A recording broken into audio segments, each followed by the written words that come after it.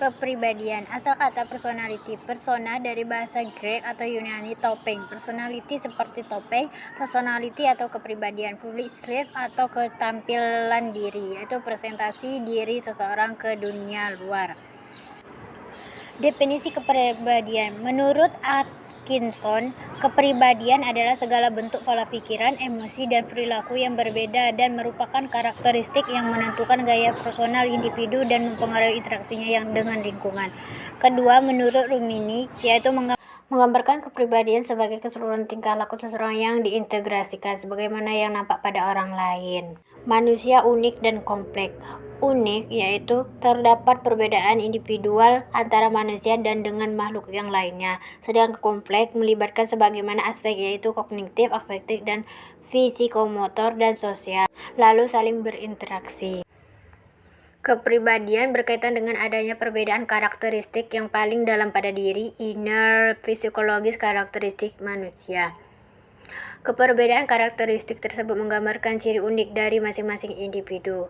Nah, di sini ada faktor-faktor penentu kepribadian seperti lingkungan, keturunan, kepribadian, dan situasi. Karakteristik kepribadian. 1. Kepribadian menggambarkan perbedaan individu.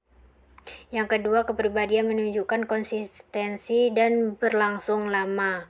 Karakteristik individual terbentuk sejak kecil hingga sulit untuk dirubah ketika karakteristik ini telah melekat kuat. Ketiga, kepribadian dapat berubah. Jadi yang bisa merubah kepribadian yaitu adalah situasi, yang mana bisa mengubah kepribadian seseorang. Batasan kepribadian menurut Elfer. Watak dan kepribadian adalah sama, tapi dapat berbeda. Kalau watak digunakan untuk memberi penilaian tentang perangi dan perbuatan manusia berdasarkan norma-norma masyarakat, sedangkan kepribadian lebih cenderung memberikan gambaran apa adanya. Kepribadian merupakan organisasi dinamis yang dapat ada pada individu di mana terdapat beberapa sistem psikologis yang menentukan perilaku dan berpikir individu. Batasan kepribadian menurut Effort dapat diterapkan sebagai berikut. Organisasi dinamis atau keyakinan terdiri dari perilaku dan pikiran yang diterima individu sebagai pola yang berkaitan untuk mencapai tujuan. Dinamis berarti kepribadian itu selalu terbuka untuk berubah sebagai akibat pengalaman baru dan tujuan-tujuan baru. Nah, fisiko atau fisik kepribadian merupakan kerja tubuh dan jiwa. Keduanya tidak dapat dipisahkan. Lanjut, menentukan atau determin. Kepribadian memainkan peranan aktif dalam tingkah laku individu.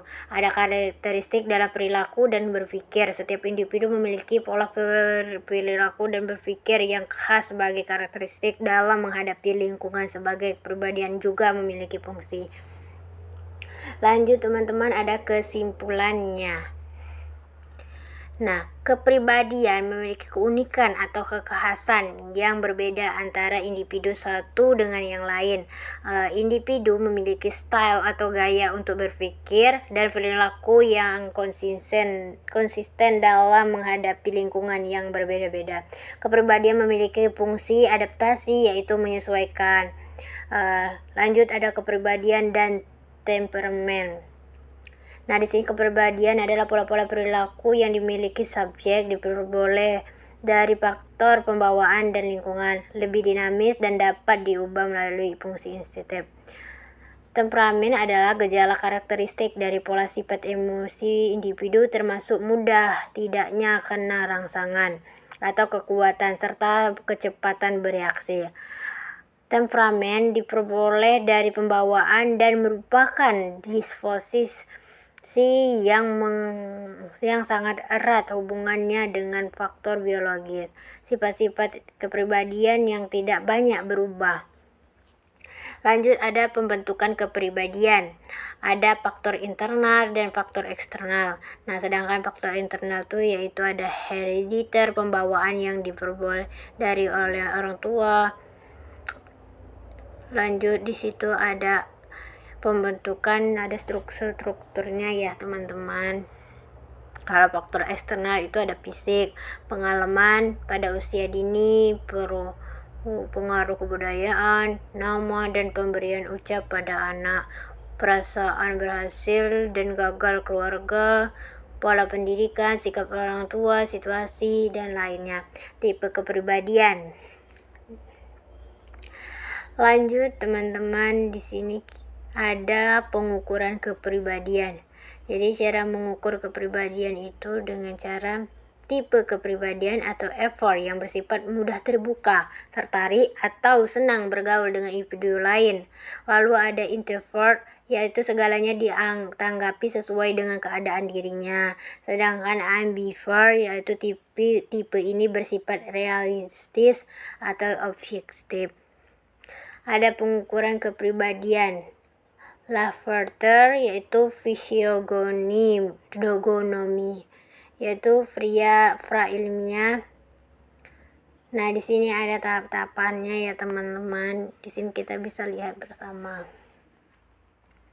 Nah, lanjut teman-teman ke pemahaman tingkah laku berdasarkan keyakinan dan kepercayaan yang muncul dari pengalaman yang pertama ada cirologi, yang kedua ada astrologi, dan yang ketiga ada grafologi atau ilmu tentang tulisan tangan. Nah, jadi kepribadian bisa kita lihat melalui tulisan tangan ya. Yang keempat ada fisiogonomi atau ilmu tentang wajah. Nah, wajah dapat menginterpretasikan apa yang terkandung dalam jiwanya.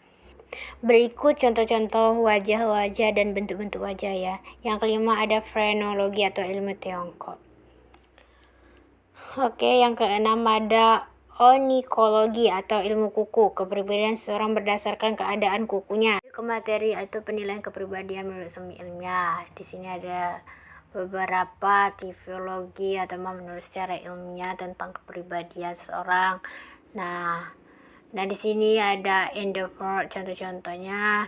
Nah, tipe berdasarkan kebudayaan. Jadi banyak sekali ya teman-teman, kita bisa melihat kepribadian itu bisa melewati mata, muka, kuku, dan sebagainya. Lanjut kita akan melihat cara bagaimana menentukan kepribadian atau mengukur. Yang pertama observasi langsung mengukurnya. Nah, di sini ada tes ya. Nah, di sini sudah banyak sekali penelitian tentang kepribadian menurut para ahli.